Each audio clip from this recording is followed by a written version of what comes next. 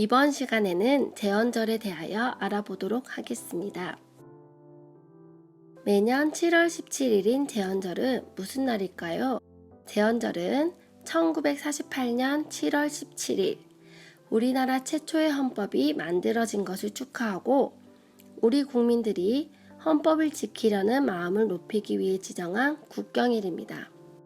제헌절은 5개의 국경일 중에 유일하게 휴일이 아닌 국경일인데요.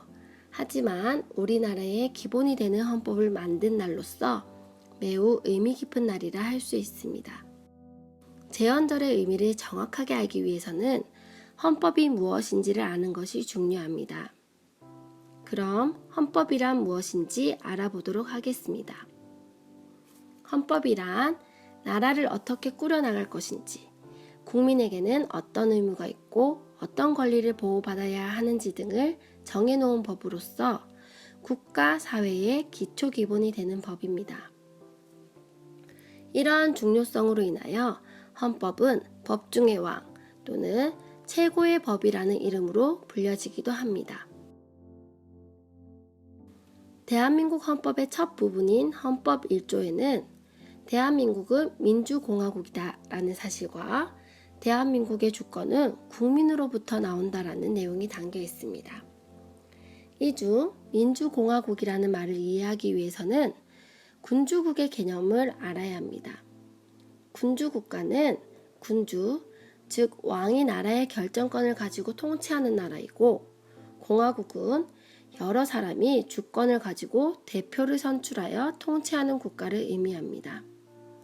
공화국 앞에 붙은 민주라는 말을 통해 민주공화국은 국민 전체가 나라의 결정권을 지닌 나라임을 알 수 있습니다. 헌법은 이 외에도 국민이 지니고 있는 기본적인 권리, 자유와 평등의 가치 등을 담고 있습니다. 이제 헌법이 만들어진 과정에 대해서 알아보겠습니다.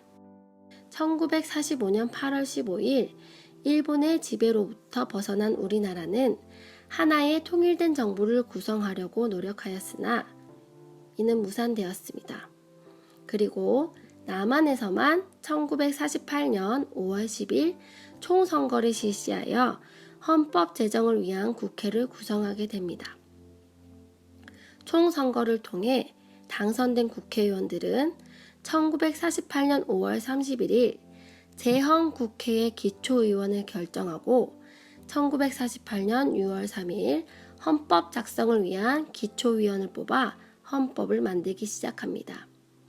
이렇게 완성된 헌법은 1948년 7월 12일 국회를 통과하게 되고 1948년 7월 17일 당시 국회의장이었던 이승만 대통령이 온 국민에게 알리면서 만들어지게 되었습니다.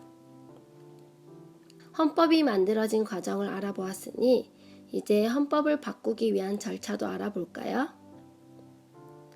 일반 법률은 국회에서 국회의원의 논의를 통해 변경이 가능하지만 헌법은 국가의 기초 기본이 되는 중요한 법인 만큼 변경 방법이 까다롭습니다. 헌법을 바꾸기 위해서는 우선 국회의원이나 대통령이 헌법의 수정을 요청하고 이 사실을 국민들에게 20일 이상 알린 후 국회의원의 3분의 2 이상의 찬성을 얻어 국민투표를 하게 됩니다. 국민투표는 우리나라 전 국민이 헌법의 수정에 대한 의견을 묻는 활동으로 이 투표에서 국민의 절반 이상이 투표를 실시하고 투표자 중에 절반 이상이 찬성하면 헌법이 수정되게 되고 이 사실은 국민들에게 즉시 알리도록 하게 되어 있습니다.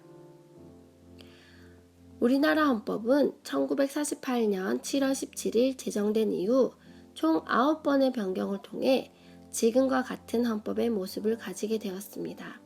그 중에서도 헌법에서 우리나라는 민주공화국이라는 사실과 국가의 주권이 국민으로부터 나온다는 사실은 변경되지 않고 유지되고 있습니다. 지금까지 제헌절에 대하여 자세히 알아보았는데요. 그렇다면 제헌절을 어떻게 보내면 좋을까요? 먼저 법을 지키라는 자세인 준법 정신을 가지려는 다짐을 해야겠습니다. 아무리 좋은 법이 있어도 지키지 않으면 사회 질서가 유지될 수 없으니까요.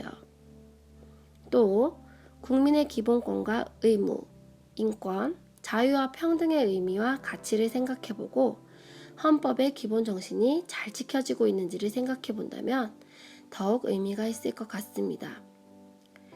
우리 친구들 모두 앞으로 제헌절이 대한민국 법의 기초를 다진 날임을 기억하며 의미 있게 보내기를 바라겠습니다.